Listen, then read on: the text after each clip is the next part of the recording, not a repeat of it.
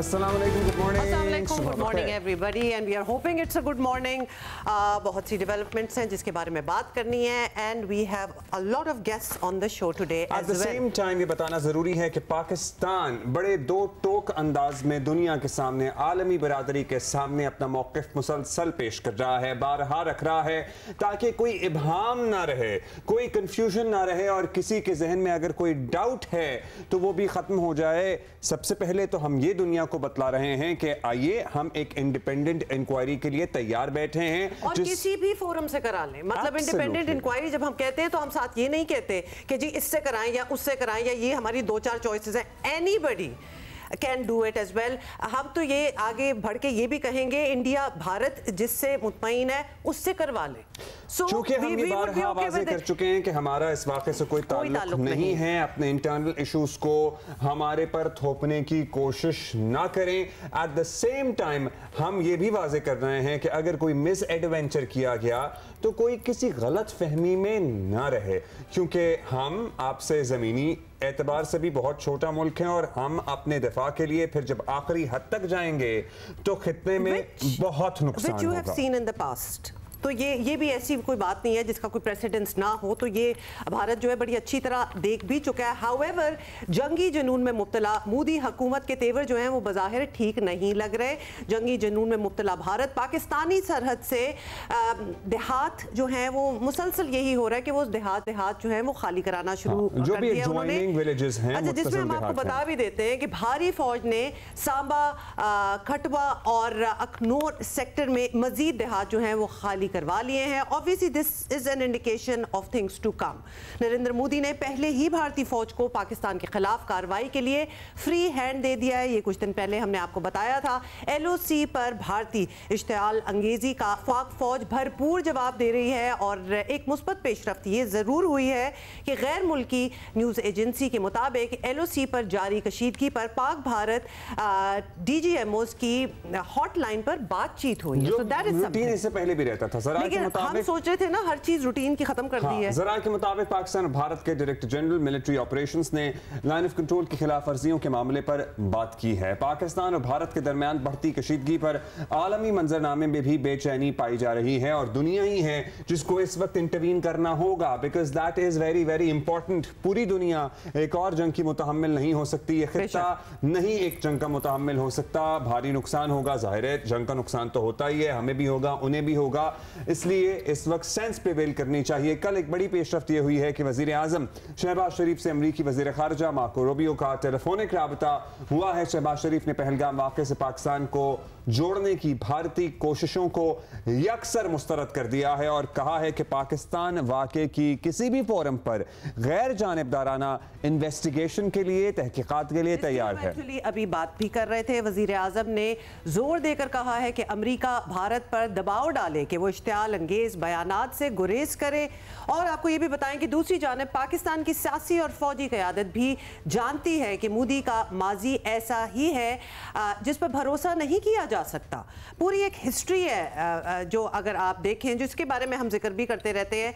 नायब वजीर आजम इसहाक डार और DG ISPR lieutenant general Ahmed Sharif Chaudhry ने कल मीडिया से बात की। एक बार फिर भारतीय दहशतगर्दी के सबूत दुनिया के सामने रखे, दुनिया को ये बताया कि पहलगाम वाक़े को बुनियाद बनाकर भारतीय फौज किस तरह बेगुनाह और मासूम कश्मीरियों का कत्ले आम कर रही है और उनके घर तबाह किए जा रहे हैं, उनके घर गिराए जा रहे हैं, मुनज़्ज़म किए जा रहे हैं। जाली मुकाबलों में कश्मीरियों को मारा जा रहा है, जिनको वो अपना शहरी कहते हैं उन्हीं को मारा जा रहा है। नायब वज़ीर आज़म इसहाक डार ने भारत को कल फिर खबरदार किया कि जिम्मेदार रियासत होने के नाते पाकिस्तान पहल नहीं करेगा, लेकिन अगर भारत ने किसी भी किस्म की मुहिम जोई की तो उसका जवाब तो बहुत सख्त मिलेगा।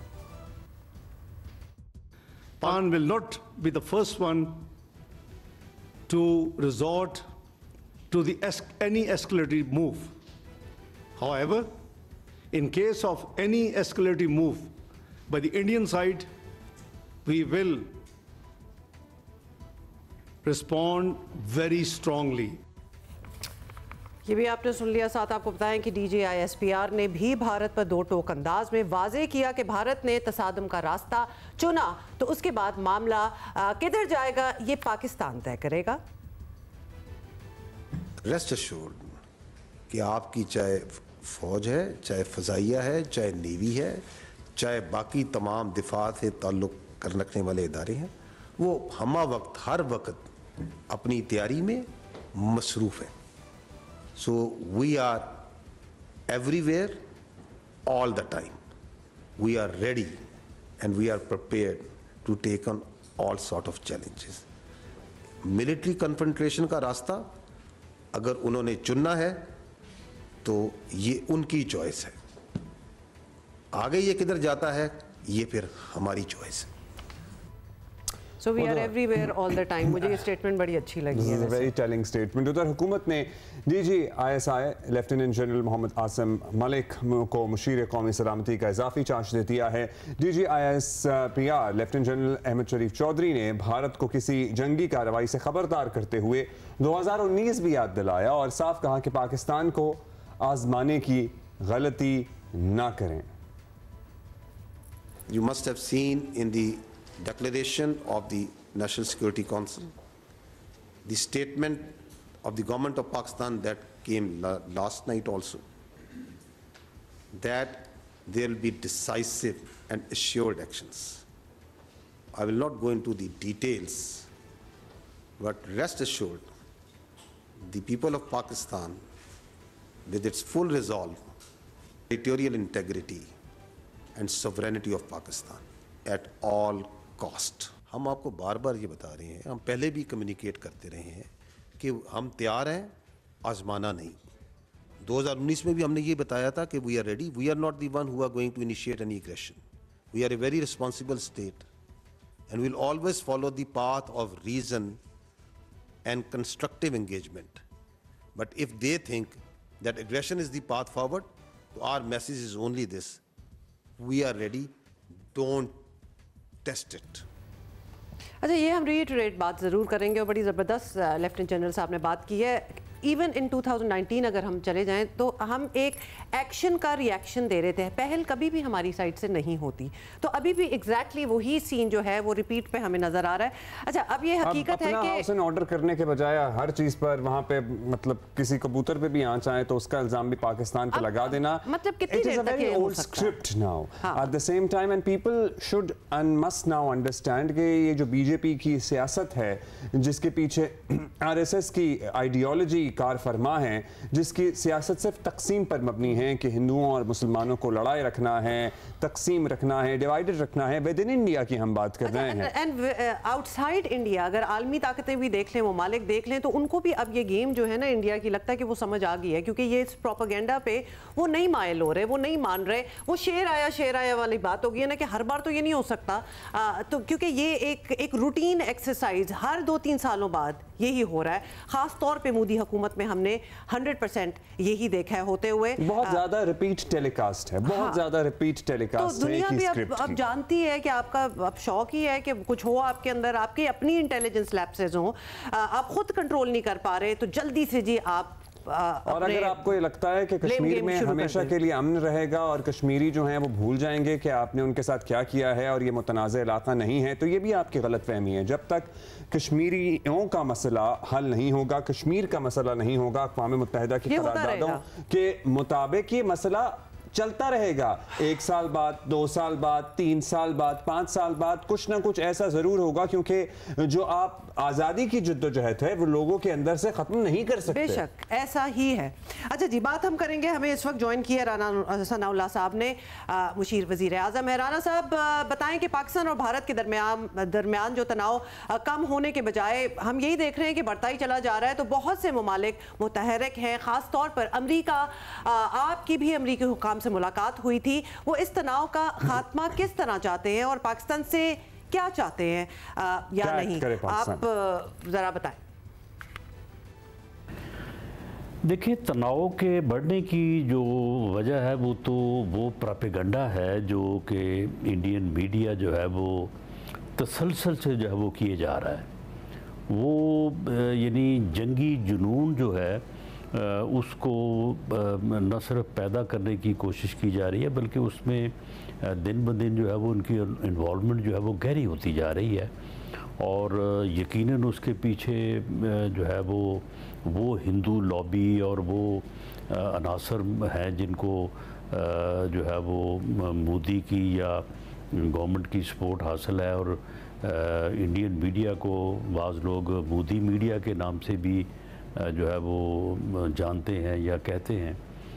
तो उस वजह से ऐसे लग रहा है कि तनाव में जो है वो इजाफ़ा हो रहा है, और यही वो वजह है जहाँ से ये भी शक गुज़रता है कि मोदी अपनी फितरत के मुताबिक, जो कि उसकी फितरत रही है कि उसने हमेशा अपनी सियासत की बुनियाद जो है वो नफ़रत पे और पाकिस्तान दुश्मनी पे रखी है, बल्कि मुस्लिम इस्लाम दुश्मनी पे रखी है। तो वो कोई ड्रामा या कोई ऐसी हरकत न करे कि जिसका बाद में फिर जवाब तो हमारी तरफ से जाना जो है वो तय है कि जैसा एक्ट होगा जवाब उसी साइज़, उसी वैल्यू और उसी अमाउंट में जाएगा, उससे कम नहीं जाएगा। तो उससे फिर सूरत हाल जो है वो ख़राबी की तरफ भी जा सकती है। तो ये इसीलिए ये मालूम हो रहा है या महसूस हो रहा है कि तनाव में इजाफ़ा हो रहा है। बाकी जहाँ तक अमेरिकन्स का मामला है, कल उनके जो पॉलिटिकल अफेयर्स से मुतल्लक इंचार्ज है मिस्टर हॉर्कन, उनसे मेरी मीटिंग हुई है। एक तो मुझे यानी ये खुशगवार हैरानगी हुई, तअज्जुब हुआ कि वो इस मामले में इतनी डेप्थ में आगाह हैं कि अब तक इसमें हुआ क्या है, यानी बयानात की हद तक, मीडिया में होने वाले जवाब और जवाब दावा की हद तक और स्टेटमेंट्स की हद तक जो है वो पूरी तरह से इन्फॉर्म थे। और उनकी बड़ी गहरी दिलचस्पी थी और इस बारे में उनका जो है वो अपने हुक्काम से, अपनी गवर्नमेंट से भी पूरा जो है वो राब्ता महसूस हुआ उनकी गुफ्तगू से। लेकिन उन्होंने कोई ऐसी बात नहीं की कि जिससे मैं ये अख़ज़ करूं कि वो कोई स्पेसिफिक एक्ट चाहते हैं पाकिस्तान की तरफ से, बल्कि उन्होंने जो भी एक डिप्लोमेटिक अंदाज़ होता है तो उसमें उन्होंने बड़ी सेटिस्फेक्शन शो की कि इस मामले में पाकिस्तान ने इसको जिस तरह से जो है वो एक्ट या जिसको जिस तरह से और पाकिस्तान की हुकूमत ने, बल्कि पाकिस्तान की जो अदारे हैं उन्होंने भी ये बहुत एक पॉजिटिव स्टांस लिया है जिसकी पूरी दुनिया में तारीफ़ हो रही है। और जितने भी गैर जानबदार हल्के हैं उन्होंने इसके ऊपर इंतहाई इत्मीनान का जो है वो इजहार किया है। वो यही है कि पाकिस्तान ने न सिर्फ एक इंडिपेंडेंट इम्पार्शल इंक्वायरी की ऑफ़र की है, इन्वेस्टिगेशन में भरपूर तावन करने की जो है वो हामी भरी है, बल्कि पाकिस्तान ने इस वाक़या को कंडेम किया है। और इस्लामी काउंसिल के जो है वो गैर मुस्तकिल मेंबर होने के नाते वहाँ से भी जो है वो स्टेटमेंट जो जारी हुआ है उस बारे में भी पाकिस्तान ने जो है वो अपना किरदार अदा किया है। कल वज़ीर-ए-आज़म पाकिस्तान मियां शहबाज शरीफ साहब ने जो है वो सेक्रेटरी UNO उनसे भी रब्ता किया और इस बारे में उनको भी जो है वो एतमाद में लिया।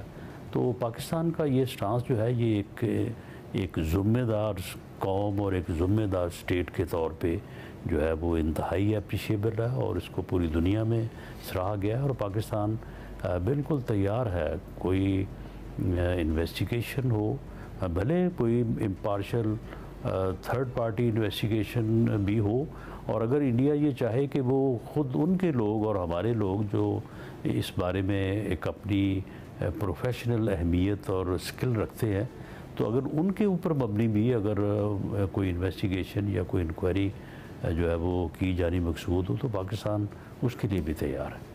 इतनी ज़्यादा ऑफर से तो यकीनन राना साहब लगता है कि इंडिया ज़रा फिर से खौफज़दा ही हो गया होगा कि ये क्या हो रहा है। ये तो कह रहे हैं कि किसी से नहीं करानी, हम दोनों मिलके ही कर लेते हैं।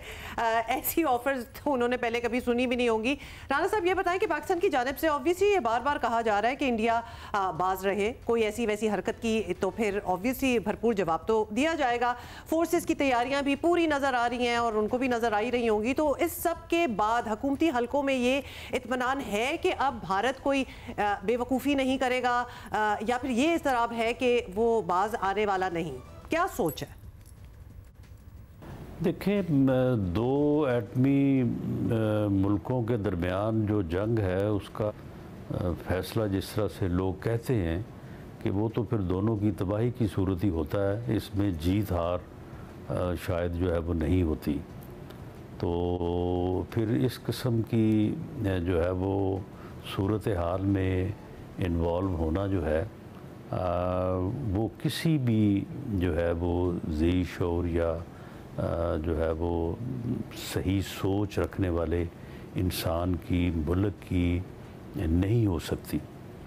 तो इसलिए हमें तवक्को तो ये की जानी चाहिए कि चले एक मोदी जो है वो तो फितरतन उसका तो उठान ही बुचर ऑफ गुजरात से हुई है, और अब वो कश्मीर तक जो है वो जो वाक़यात इन दिनों में भी सामने आए हैं वो तो जो है सो है, लेकिन बाकी लोग भी हैं और वहाँ से ये आवाज़ें उठ भी रही हैं।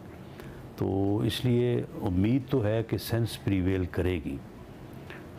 लेकिन अगर इंडिया कोई इस किस्म का ड्रामा करता है अपनी बर्तरी ज़ाहिर करने के लिए या अपनी कंस्टिट्यूंसी को सेटिस्फाई करने के लिए, जो कि जिस बात की तवक्को या जिस बात का शुबा जो है वो मोदी के मुतल्लिक़ जो है वो किया जा रहा है, तो फिर उसका जवाब जो है वो, क्योंकि पूरी कौम ये फ़ैसला कर चुकी है और पूरी कौम इस फ़ैसले में अपनी मुसल्लह अफवाज के पीछे खड़ी है, बल्कि उनके साथ कदम ब कदम खड़ी है, कि फिर जवाब तो उसको वैसा ही जाएगा जैसा हदफ वो चूज़ करेंगे और जैसा वो करेंगे उसका जवाब उसी जो है वो तरीके से, उसी टाइप हदफ से जो है वो दिया जाएगा। तो अल्लाह करे जिस तरह से पुलवामा के वाक़े में उन्होंने एक ड्रामा सा ही किया था और मालूम हुआ था बाद में कि वहाँ पे पता नहीं 2 कौवे जो है वो हलाक हुए हैं या कोई इस तरह का नुकसान हुआ था, लेकिन उन्होंने अपनी तरफ उन्होंने जो है वो झंडे गाड़ दिए थे कि जी हमने ये कर दिया, हमने वो कर दिया, और अपने लोगों को सेटिस्फाई करने की कोशिश की। तो अल्लाह करे इस मरतबा भी इससे वो आगे ना बढ़ें, लेकिन अगर इस मरतबा उन्होंने आगे बढ़ने की कोशिश की तो फिर उसका उनको नुकसान उठाना पड़ेगा।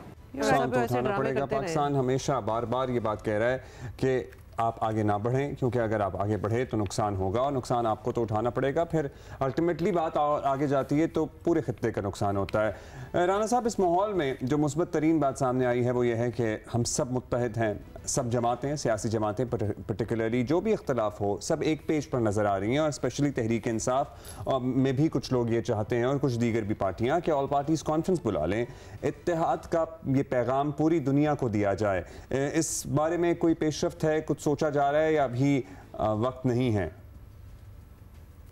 देखिए, पूरी दुनिया को इत्तेहाद का ये पैगाम जा चुका है। तमाम पॉलिटिकल पार्टीज़, पॉलिटिकल पर्सनालिटीज़, जो हमारी लीडरशिप है, जो लोग मैटर करते हैं, सभी के बयानात जो हैं वो आ चुके हैं। सभी ने पूरी तरह से अपने इस रिज़ॉल्व का इजहार किया है और बड़े स्ट्रॉन्ग अल्फाज में किया है कि हर जमात और हर जो है वो सेगमेंट ऑफ सोसाइटी जो है वो इसमें रियासत के साथ खड़ा है, अपनी कौम के साथ खड़ा है, अपनी मुसल्लह अफवाज के साथ खड़ा है।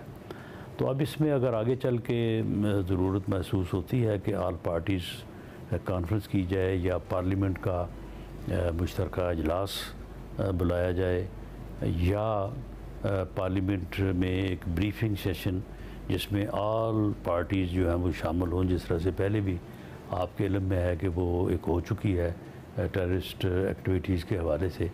तो अगर कोई ऐसी सूरत होती है तो यकीनन ये ज़रूर ऐसा होगा, होना चाहिए, ये बड़ी तक़वियत देगा इस सूरत हाल में।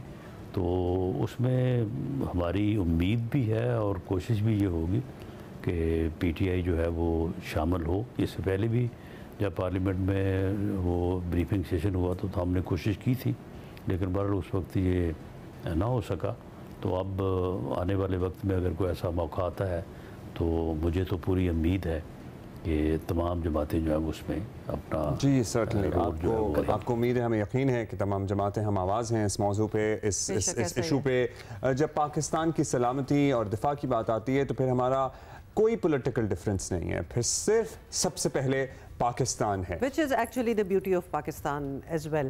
अच्छा, वो राना साहब ने एक मैंने बात करनी है, वो ड्रामों की बात कर रहे थे ना, शुक्रिया बाय द वे राना साहब, बहुत शुक्रिया राना साहब फॉर बीइंग विद अस। आप ही ने भी एक ड्रामे की बात की थी कि ये लोग पुलवामा में इन्होंने ड्रामा किया था, पहलगाम वाली बात भी है। तो फिर ये एक ड्रामा रचाते हैं, फिर वो सुनाते हैं, उसके बाद फिर बॉलीवुड में एक मूवी बन जाती है उसकी, फिर वो उसको सीमेंट कर देते हैं कि ऐसा ही हुआ होगा, जबकि कुछ ऐसा नहीं हुआ होता। But that is the strategy which has been playing for a while. अब ये बहुत बुरी तरह पिट भी रही हैं। हाँ, मतलब ये अब दुनिया को एक नजर आ गई है ना बात। जब इतनी बुरी तरह पिट रही है तो इसका मतलब है कि इनको ये समझ में नहीं आएगी, लेकिन शायद अवाम को भी अवाम ने भी रिजेक्ट करना शुरू कर दिया कि जो आप हमें बेवकूफ़ बनाने की कोशिश कर रहे हैं।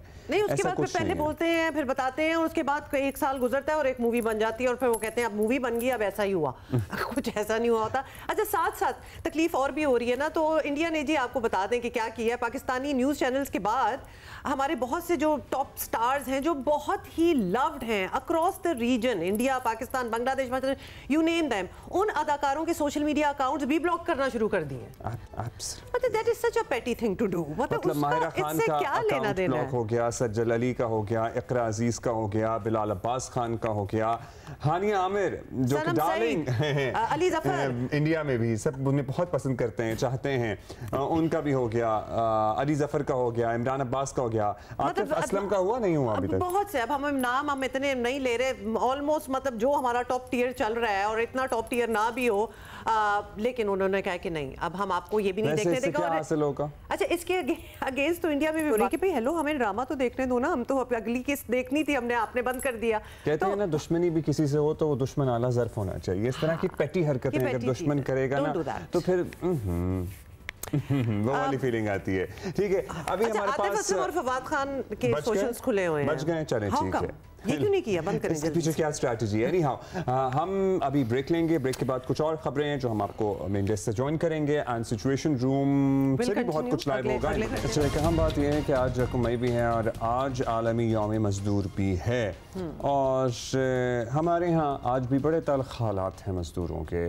Let's be honest about it. मतलब वो मजदूर जो फैक्ट्रियों, जो माइंस में काम करते हैं, जो बिल्डिंग कंस्ट्रक्शन में काम करते हैं, जो सड़कें बनाने में काम करते हैं, वो मजदूर जो हमारे घरों में काम करते हैं। मतलब आप ये इससे अंदाजा करें कि दुनिया की हर इमारत, हर पुल, हर शाहराह, हर प्रोजेक्ट में मजदूर का खून पसीना शामिल होता है। कैन यू इमेजिन कि मजदूर ना हो और चीजें बनती चली जाएं?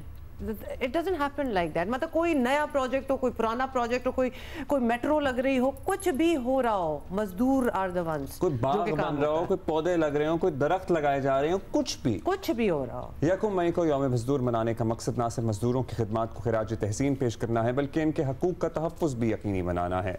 मजदूरों के हकूक़ के लिए बहुत सारे कवानीन तो मौजूद हैं, लेकिन हुकूमती सतह पर भी आपको पता ही है मजदूरों की फलाह बहबूद के दावे ज़्यादा किए जाते हैं, लेकिन हकीकत यह है कि मजदूरों से मुताल्लिक़ कवानीन पर पूरी तरह अमल नहीं होता हमारे यहाँ। मतलब आज आप सोच लें कि आज भी मजदूर के लिए 2 वक्त की रोटी ही हासिल करना ना, कमाना एक बहुत बहुत बड़ा एक मिशन है।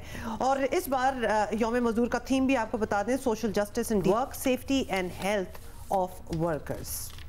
नासिर मंसूर साहब हमारे साथ हैं, सेक्रेटरी जनरल हैं trade union federation Pakistan. Nasir sahab, क्या हाल है आपका? नासिर साहब, फर्स्ट अप पहले आपसे पूछ लेते हैं, हम आपसे ऑलमोस्ट ऑन रेगुलर बेसिस हर साल इसी दिन ही मुलाकात होती है, क्या कुछ पॉजिटिव चेंजेस आप देख रहे हैं? इतनी स्ट्रगल चल रही है और अब बात कितनी हो रही है, अवेयरनेस है लोगों में बहुत कम है, मतलब चेंज नहीं है, ये माइंड सेट नहीं है सोसाइटी का ओवरऑल कि उसने ये सोचना हो कि ये वर्कर्स हैं। जैसे अभी आपने बहुत सीरियस बात की कि कोई ऐसी जगह नहीं है जहाँ मजदूर ने तब्दीली के लिए काम नहीं किया हो, दुनिया में जो कुछ है उसमें मेहनत है। तो लेकिन ये कि वो कहीं एजेंडे पे नहीं है सोसाइटी के। मैं पॉलिटिकल पार्टीज़ की भी बात नहीं कर रहा, रियासत की भी बात नहीं कर रहा, मैं कह रहा हूँ स्टेट के जो हमारा समाज है उसके एजेंडे पे ये सवाल ही नहीं है कि ये लोग जो काम करते हैं इनकी ज़िंदगियों को कैसे बेहतर किया जाए। लॉस तो जो है प्री कॉलोनियल पीरियड के हैं, इवन कॉलोनियल पीरियड के बाद 70 साल तो 75 साल पाकिस्तान को बने हो गए, लॉज मौजूद हैं और बहुत पाकिस्तान के लॉज जो हैं बहुत प्रोग्रेसिव हैं और खुसूस तौर पे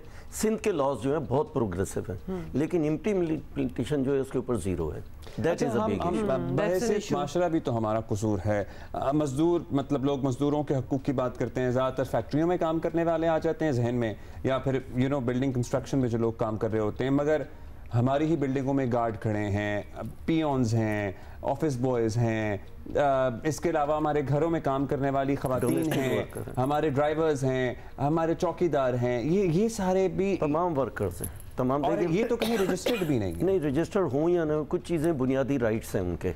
जिस तरह वर्कर है उसको मिनिमम वेज जो है, जो अब पाकिस्तान में तमाम जगहों पे 37,000 रुपया 8 घंटे के और हफ्ते की एक छुट्टी, ये हर एक को देना मस्ट है। वो फैक्ट्री में काम करे, कारखाने में, शॉप पे, कहीं पे भी काम करे, उसका देना ज़रूरी है। हर वर्कर का सोशल सिक्योरिटी के साथ रजिस्टर्ड होना और पेंशन के साथ, इदारे के साथ रजिस्टर्ड होना, ये मस्ट है।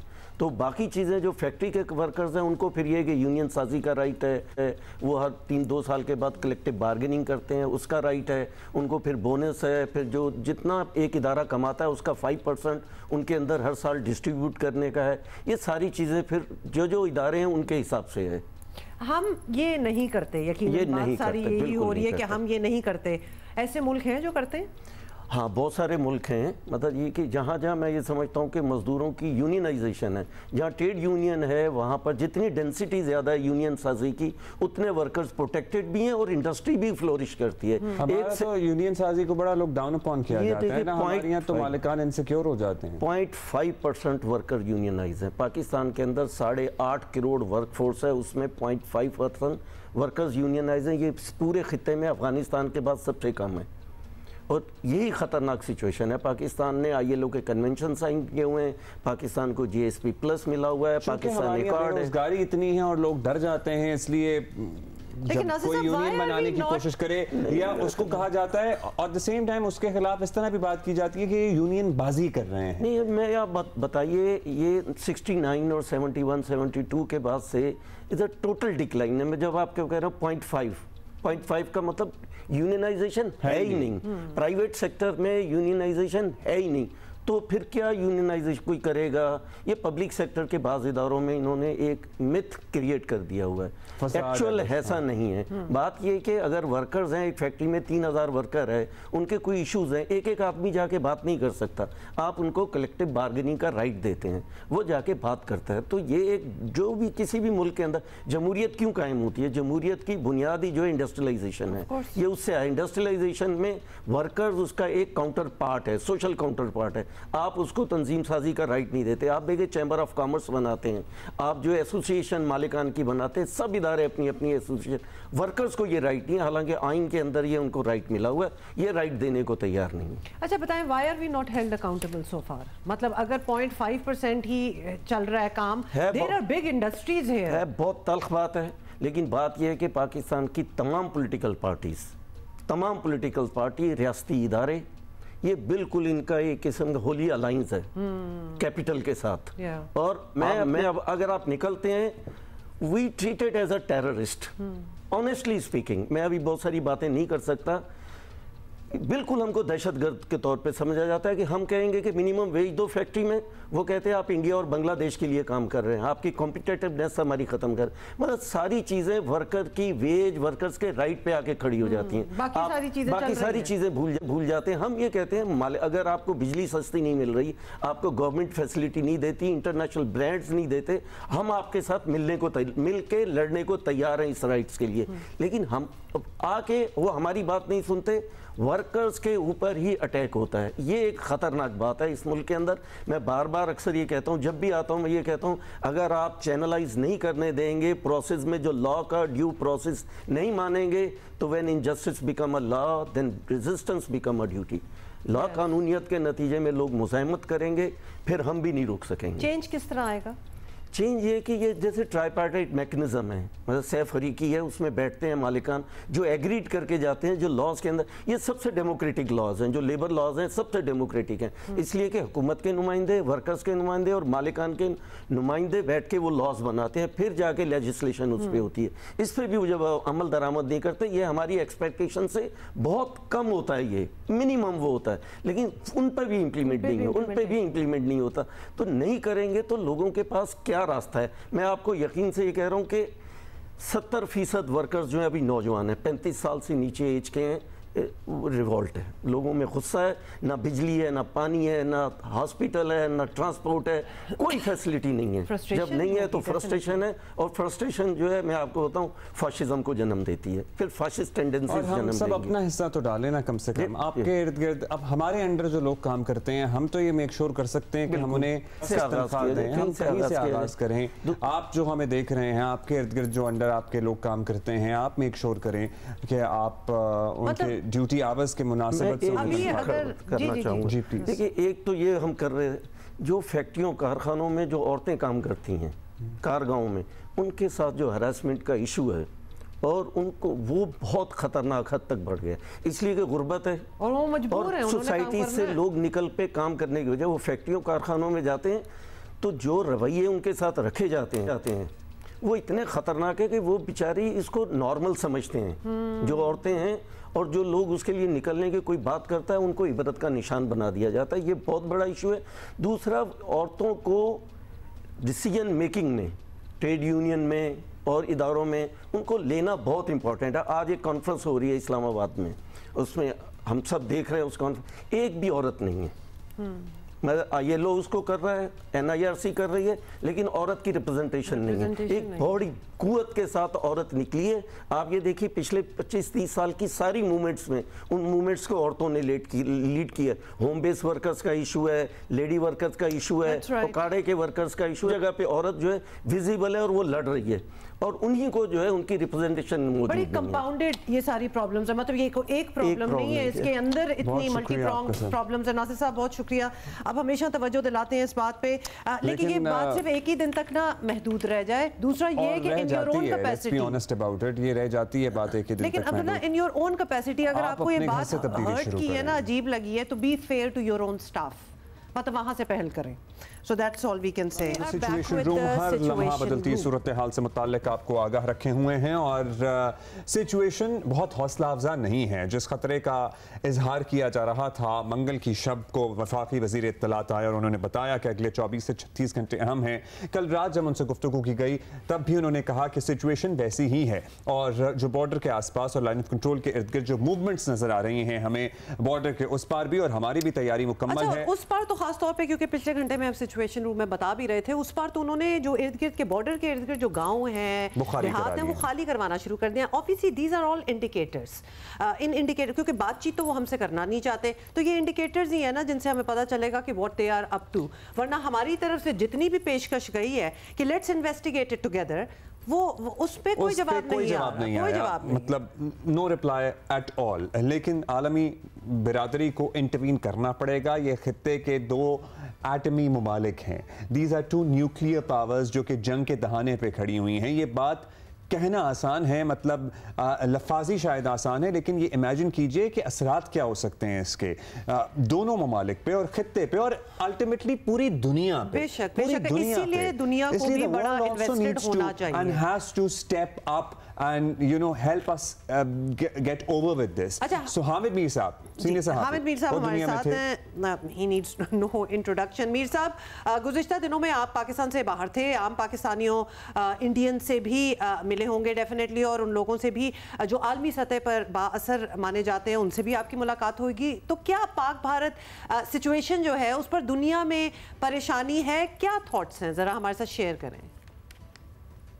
जी, चंद दिन पहले मैं अमेरिका की जो हार्वर्ड यूनिवर्सिटी है, यहाँ पे एक पाकिस्तान कॉन्फ्रेंस हुई थी, तो उसमें शिरकत के लिए जब मैं यहाँ पे आया था, तो ये कॉन्फ्रेंस जो है ये Lakshmi Mittal institute of south Asia Harvard में हो रही थी। और ये जो लक्ष्मी मित्तल इंस्टीट्यूट है, ये लक्ष्मी मित्तल आपको पता है कि इंडिया के एक बहुत बड़े बिजनेसमैन हैं, तो वो इसको ओन करते हैं। और इस इंस्टीट्यूट के जो एग्जीक्यूटिव डायरेक्टर हैं वो भी एक इंडियन है, और कॉन्फ्रेंस में बहुत से इंडियन स्कॉलर्स और स्टूडेंट्स भी मौजूद थे। तो उन सब से हमारी बात हो रही थी। कॉन्फ्रेंस में अमेरिका की जो बहुत बड़ी बड़ी यूनिवर्सिटीज हैं, उनके डिफेंस एक्सपर्ट्स, उनके जो इंटरनेशनल अफेयर्स के एक्सपर्ट्स हैं वो भी शरीक थे। हार्वर्ड यूनिवर्सिटी का जो कैनेडी स्कूल है उसके भी प्रोफेसर मौजूद थे। तो सबसे बात हुई। जो कॉन्फ्रेंस थी एक्चुअली उसका मौजू था कि पाकिस्तान का फ्यूचर क्या है, लेकिन ये जो इंडिया पाकिस्तान टेंशन है इसकी वजह से ही पूरी की पूरी कॉन्फ्रेंस का जो फोकस था वो पाकिस्तान और इंडिया की जो ये इस वक्त कशीदगी है इस पे आ गया था। तो उसकी वजह से बहुत से सेशंस में यही बातचीत होती रही। मेरी भी बहुत से लोगों से, खास तौर पे जो इंडियन एक्सपर्ट थे और जो अमेरिकन एक्सपर्ट थे, उनसे बात हुई।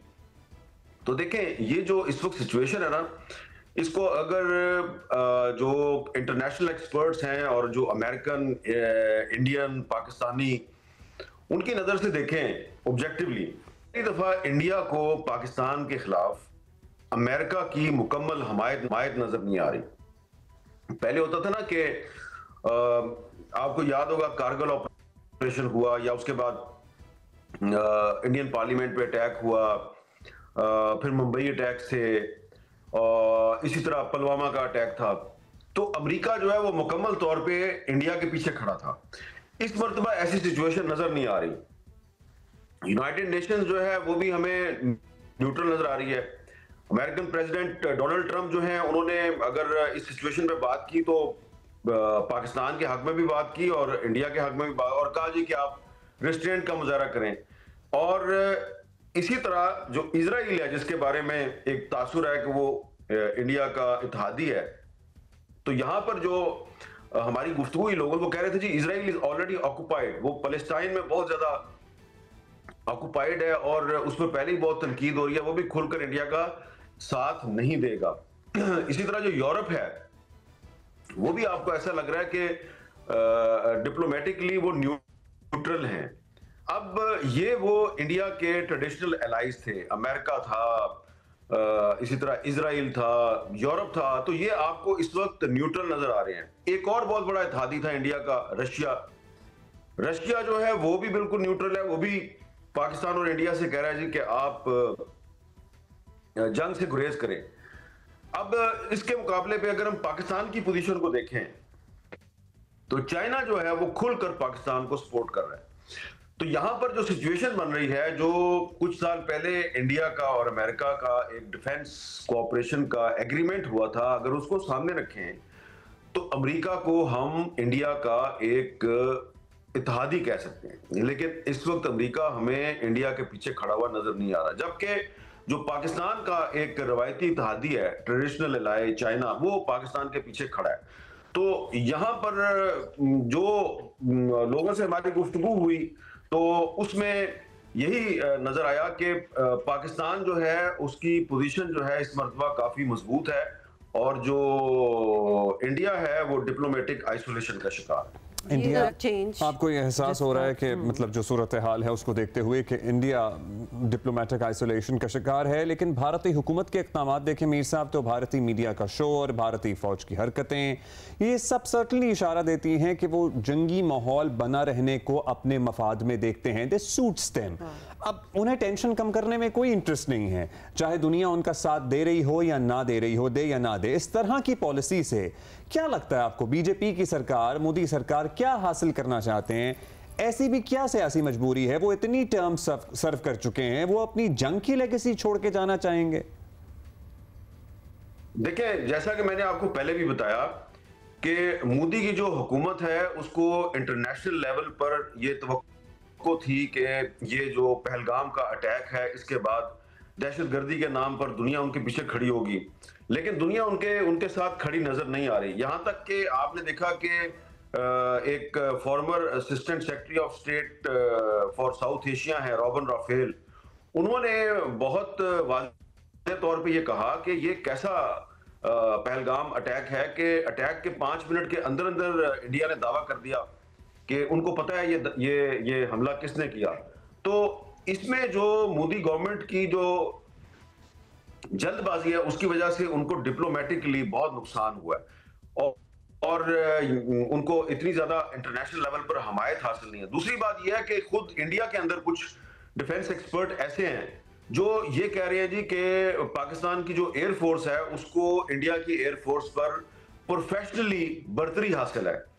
कुछ ऐसे भी डिफेंस एक्सपर्ट हैं, प्रवीण साहनी एक डिफेंस एक्सपर्ट हैं जो कि साबिक इंडियन आर्मी के ऑफिसर भी हैं, वो बड़े वाज़े तौर पे बार बार ये कह रहे हैं कि इंडियन आर्मी इस वक्त इस पोजीशन में नहीं है कि वो पाकिस्तान आर्मी के साथ ग्राउंड लेवल पर भी मुकाबला करे, क्योंकि उनका एक ख्याल है कि इंडियन आर्मी की जो अब सारी जो ट्रेनिंग है वो काउंटर टेररिज्म ऑपरेशंस की है, वो फुल फ्लेज वॉर नहीं लड़ सकते, टैंकों की लड़ाई वो नहीं लड़ सकते।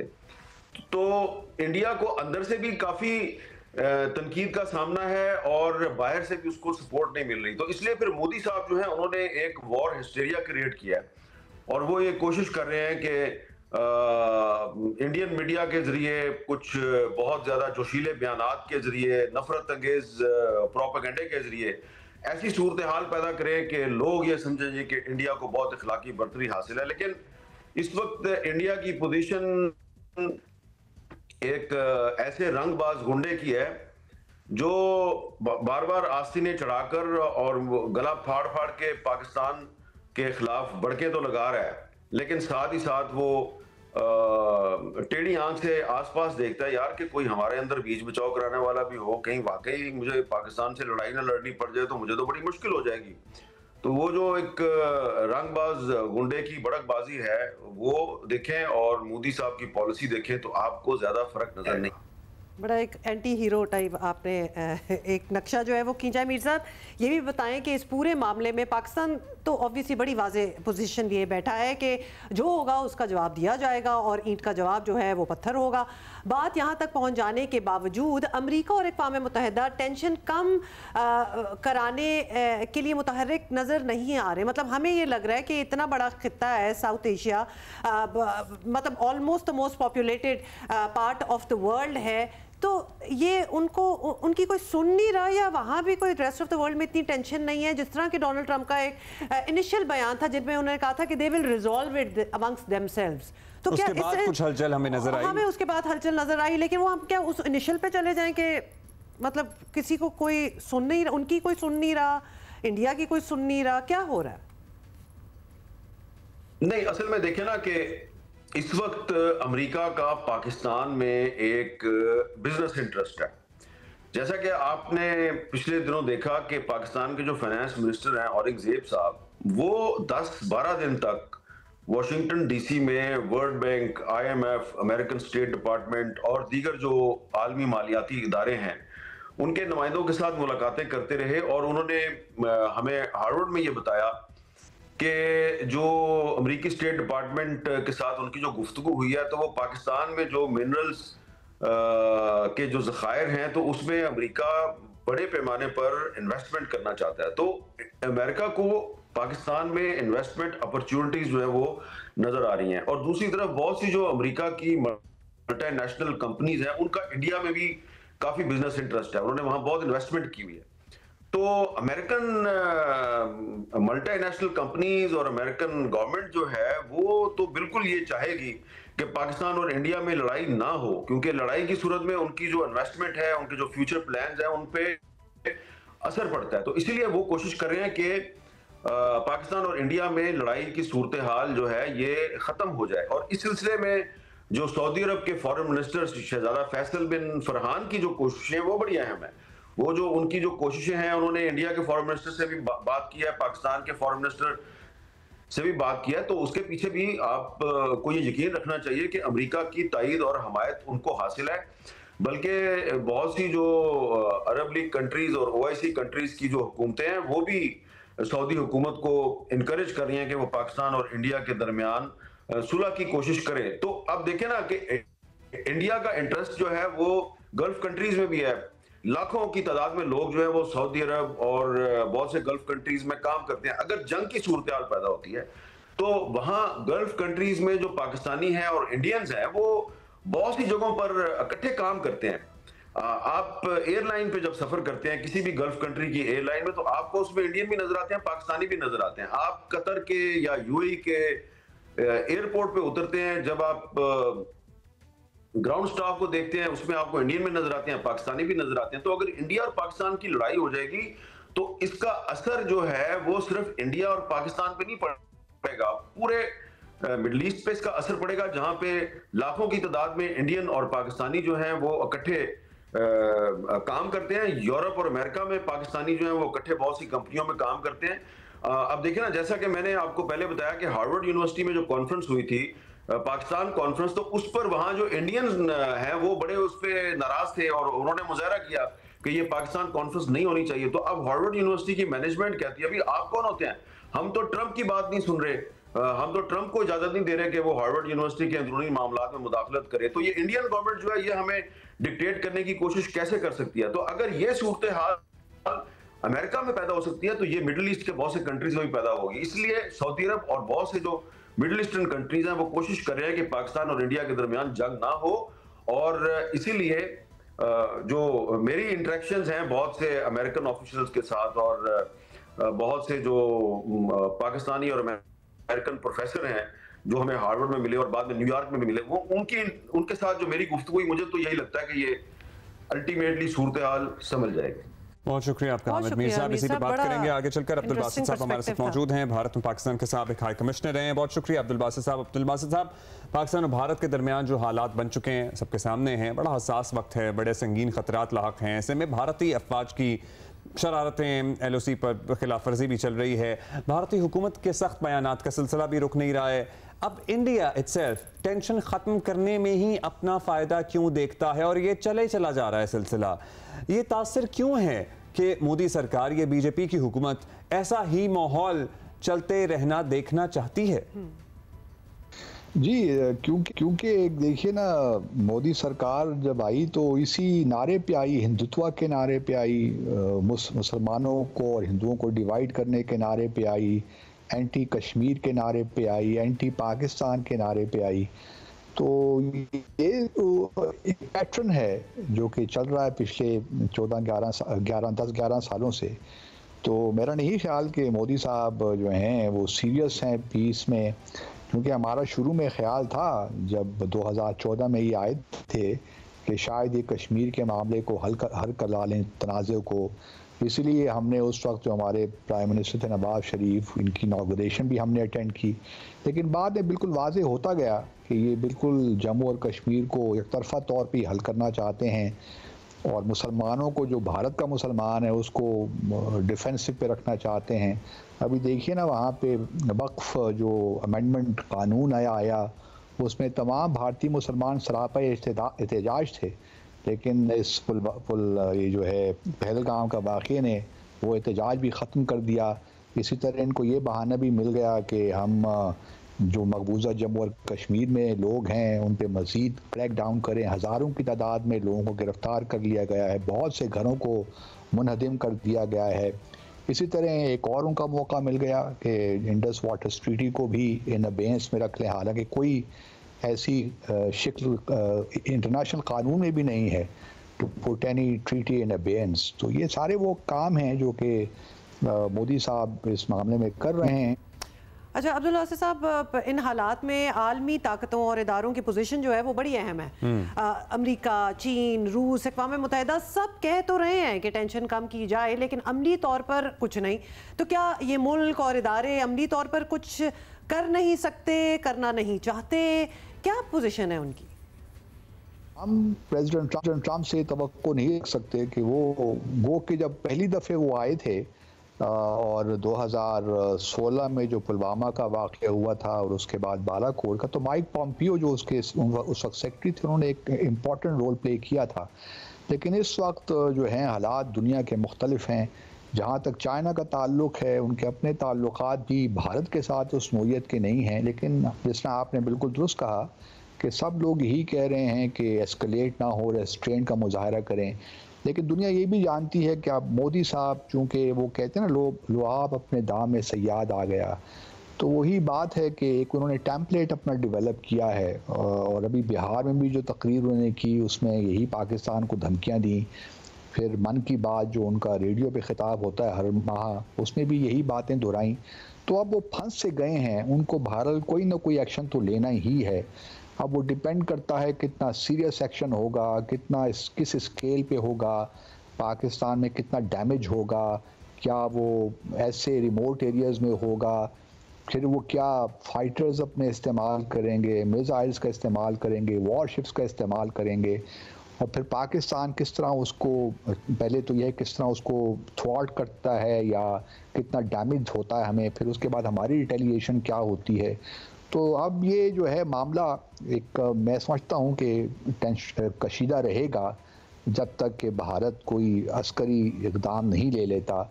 और क्योंकि वहाँ पे जो एक इस वक्त डोमेस्टिक जो प्रेशर है वो बहुत बढ़ गया है मोदी साहब पे, और ये ज़्यादा देर की बात भी नहीं है, अगले महीने के शुरू में शायद ये हो भी जाए, क्योंकि जूं वक्त गुजरता जा रहा है मोदी पे प्रेशर बढ़ रहा है कि कोई एक्शन ज़रूर होना चाहिए।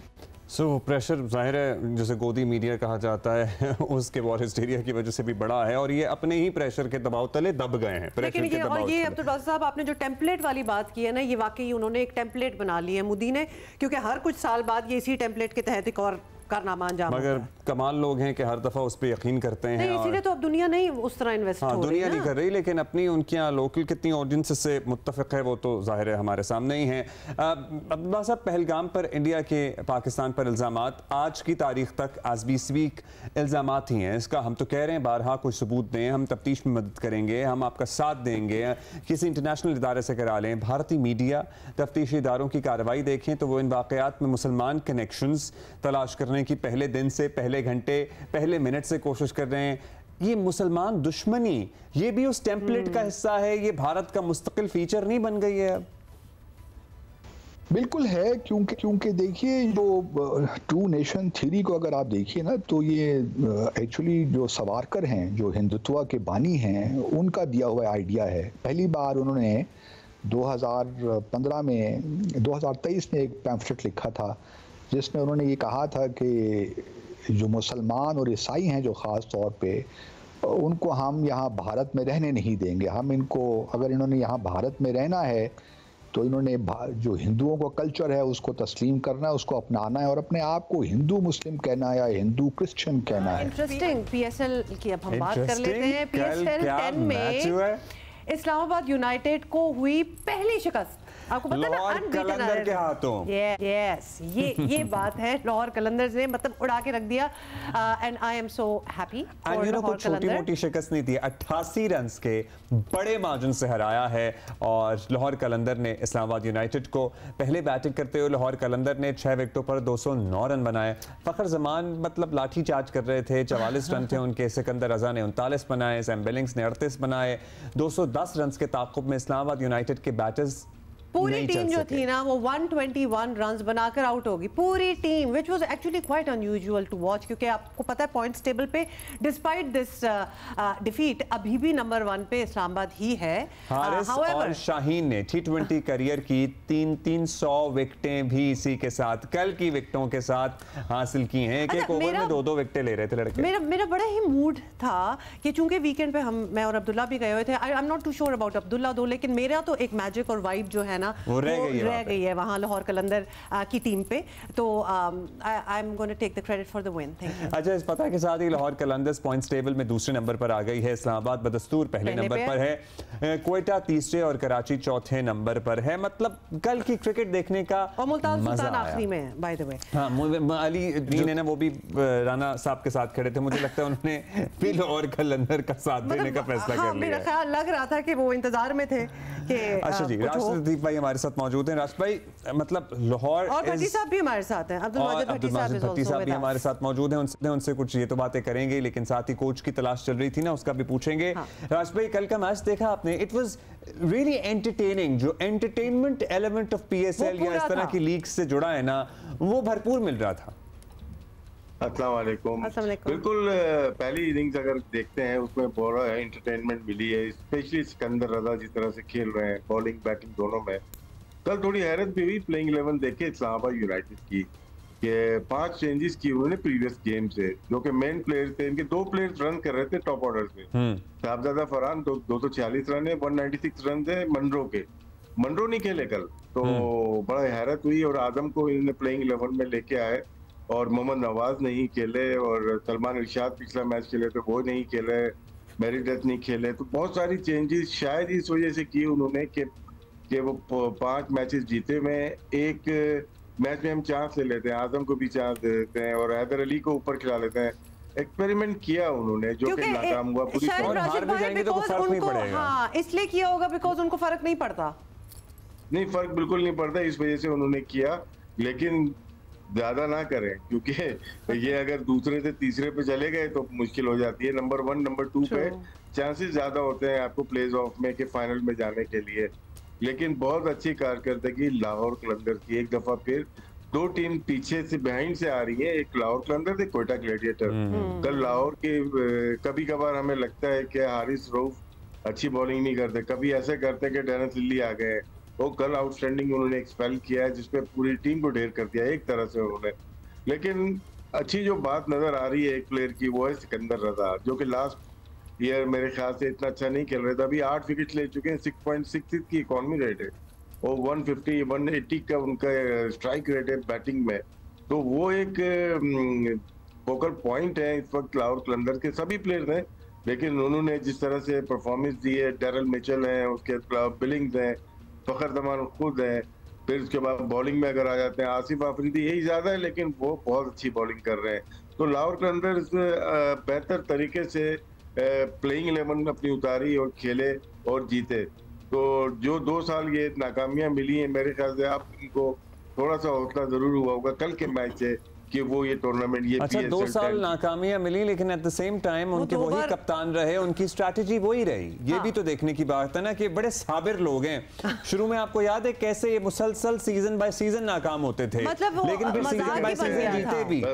जी गलती करते हैं तो रिपीट पे रिपीट करते हैं। सोहेल को इन्होंने कप्तान बनाया था, उसको चेंज ही नहीं करके दिया। सब लोग बोल रहे थे कि चेंज कर दें लेकिन नहीं किया उन्होंने। ये अच्छी बात भी कह सकते हैं लेकिन एक चीज नजर आ जाती है, शाहीन अफरीदी को चेंज करने का या हारने के बाद चेंज करने का कोई बनता नहीं था। उनके पास रिप्लेसमेंट फखर जमान है लेकिन मेरे ख्याल से शाहीन अफरीदी 2 दफा जीत चुके थे, पाकिस्तान टीम के भी वो कप्तान रह चुके हैं, तो इसलिए कोई जरूरत नहीं थी। लाहौर कलंदर बहुत अच्छा खेल रही है इस वक्त। जी माशाल्लाह। भट्टी साहब आप बताएं, मतलब हम कंसिस्टेंसी की बात कर रहे हैं कि कुछ खास चेंजेस लाहौर कलंदर ने नहीं किए लेकिन it's working out for them. However Rashid Khan used to be a part of remember of the team as well, उनका ना होने से कुछ खास फर्क आपको लगता है पड़ा? पिछले सीजन तक तो पड़ा था लेकिन सिकंदर ने बड़ा अच्छा रिप्लेस किया उन्हें। जी हाँ, बिल्कुल बहुत शुक्रिया अब्दुल्ला रुमा। लास्ट ईयर बिल्कुल थोड़ा सा फर्क पड़ा था लेकिन जाहिर है प्लेयर कई बार अनफिट हो जाते हैं, कई बार उनकी अपनी मसरूफियात होती हैं। तो सिकंदर रजा ने जिस तरह अभी राशिद भाई कह रहे थे कि उन्होंने बॉलिंग में, बैटिंग में, इवन फील्डिंग में भी एक बिल्कुल डिफरेंस डाला हुआ है और मेरे ख्याल में इस साल राशिद की कमी ज्यादा महसूस हो नहीं रही। और फिर जो आसिफ आफरीदी हैं कल उन्होंने भी अच्छी बॉलिंग की। अब आप आसिफ आफरीदी को देखें, लेफ्ट आर्म स्पिनर है, Rashid Khan right arm leg spinner थे, लेकिन जो डिफरेंस डाल रहे हैं एक तो सिकंदर रजा अपनी बैटिंग से डाल रहे हैं, फिर आप देखें कि सैम बिलिंग्स बहुत अच्छी बैटिंग कर रहे हैं, फखर जमान बहुत अच्छी बैटिंग कर रहे हैं। लेकिन कल एक कमेंटेटर ने बड़ा जबरदस्त हारिस रऊफ के बारे में जुमला कहा, उनकी स्पीड देख के उन्होंने कहा कि रॉकेट रऊफ, तो वो रॉकेट की तरह। कल आप उनकी स्पीड देखें कि बैट्समैनों के पास कोई उसका जवाब नहीं था। फिर ऊपर से एक विकेट जो शाहीन ने ली, तो लग रहा है कि अभी तक जब आपने और अब्दुल्ला, आपने और हुमा ने जिस दिन डगआउट संभाला उसके बाद से लग रहा है कि उस टीम को एक जो टेक ऑफ की जरूरत थी वो टेक ऑफ अब हासिल कर लिया लाहौर कलंदर ने। वो टेक ऑफ हासिल कर लिया लाहौर कलंदर ने। अच्छा अब जरा नेशनल टीम की तरफ इसलिए आ जाते हैं क्योंकि भट्टी साहब याद है हम पिछली बार जब हमारी बात हुई थी तो we were thinking about the coach. कोई प्रोग्रेस ऑन दैट फ्रंट? देखिए, पाकिस्तान क्रिकेट बोर्ड ने जो दरखास्तें मांगी थी उसकी तो डेट खत्म हो रही है संडे को लेकिन अभी तक जो वाइट बॉल की सीरीज है, जिसमें बांग्लादेश की सीरीज चूंकि शुरू होनी है इस महीने के आखिर में, तो माइक हैसन न्यूजीलैंड के जो हैं अभी तक वही स्ट्रॉन्ग कैंडिडेट के तौर पर सामने आ रहे हैं। फिर जब अक्टूबर नवंबर में टेस्ट सीरीज आएगी, उस वक्त कहा जा रहा है कि मिसबाह उल हक और सकलैन मुश्ताक से में से कोई एक वो टेस्ट टीम की जिम्मेदारियां संभालेगा। फिर जो एक और इश्ताहार दिया था पीसीबी ने हाई परफॉर्मेंस सेंटर के डायरेक्टर के लिए, तो आकिब जावेद अब तकरीबन पीसीबी हेडक्वार्टर में दाखिल होने वाले हैं। तो वहां आकिब जावेद की तकरीरी तकरीबन हो चुकी है और यहाँ पर as a head coach Mike Hesson जो हैं वो मजबूत उम्मीदवार है। हालांकि कल हमने ये भी सुना कि अजहर महमूद जो पाकिस्तान के असिस्टेंट कोच हैं वो भी अप्लाई करना चाहते हैं, लेकिन मेरे ख्याल में माइक हैसन जो हैं अब शायद रस्मी कार्रवाई रह गई है, उनका अनाउंसमेंट बाकी है, वही पाकिस्तान टीम के हेड कोच हमें दिखाई दे रहे हैं। वही पाकिस्तान टीम के हेड कोच हमें दिखाई दे रहे हैं। चलें जी, थैंक यू सो मच आपका भट्टी साहब। राशिद भाई, वैसे आपको लास्टली जाते जाते पूछने का मैंने नहीं शुक्रिया अदा किया था कि जाते जाते आपसे पूछ लें कि आगे आपको कौन सी टीमें आगे जाती हुई नजर आ रही हैं? जो पीछे रह गए हैं उनका अब भी कोई चांस है? जी, चांसेस कराची किंग के भी हैं और मुल्तान सुल्तान बाहर हो गई, तकरीबन वो बाहर ही हो गई। लेकिन जो 3 टीम टॉप की नजर आ रही हैं, इस्लामाबाद यूनाइटेड है, लाहौर कलंदर्स है और क्वेटा ग्लैडिएटर्स, ये टीम वैसी हैं कि अच्छा खेल रही है। पीछे से बिहाइंड से जो बहुत अच्छा आ सकती है वो है बाबर आजम की टीम है। बाबर आजम साइम अय्यूब परफॉर्म नहीं कर रहे, कैटमोर है उनके पास, हारिस हैं जो बैटिंग के 4 स्लॉट हैं, बहुत तगड़े हैं उनके पास, बॉलिंग भी रीजनेबल है। तो शायद वो अगर थोड़ी एफर्ट करे, पास में ऐसा हुआ है कि वो बिल्कुल बाहर होते होते वापिस आए और फाइनल तक गए हैं, तो हम माइनस नहीं कर सकते पेशावर ज़ल्मी को। पेशावर ज़ल्मी को माइनस नहीं कर सकते और कराची के भी ब्राइट चांसेस हैं सर्टेनली। थैंक यू, बहुत शुक्रिया आपका। अब्दुल्ला मारी, आपको पता है ना, विंडो आउट हो गई थी, फिर आप वापस आ गए। मतलब बड़े आप भी क्रिकेटर बनने की कोशिशों में हैं हम सारे। Alright, so that is it for today and we will see you tomorrow. Have a great day.